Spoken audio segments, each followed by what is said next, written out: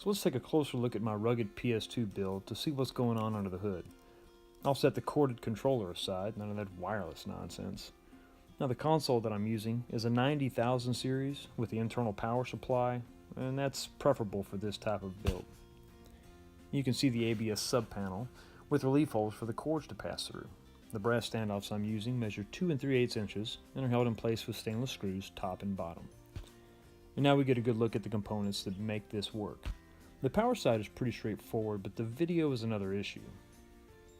So you've got household 110 volt. It's connected to inlet terminals of the 12 volt power supply and also feed the PS2 directly off the same terminals. Now 12 volts from the power supply then feed a power converter that steps the voltage down to 9 volts to supply power to the component to HDMI adapter. The monitor is also powered by the 12 volts. Now the component cables are a generic brand and the HDMI converter is fairly cheap. The problem is that it's also not very reliable. The video signal is about 80%. Sometimes during gameplay I just lose signal entirely and end up staring at a blue screen just like this, waiting for it to come back. It's annoying to say the least, but I've got another option.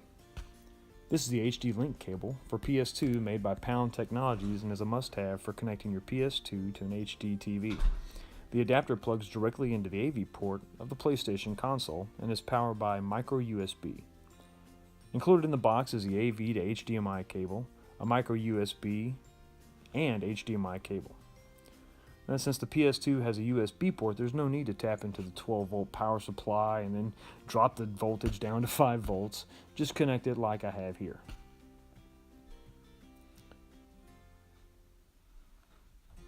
So I went ahead and removed the HDMI converter, 12 volt to 9 volt adapter, and the component cables.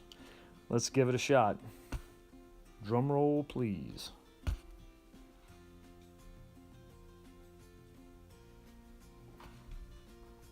And it works. Outstanding. Now let's put it all back together.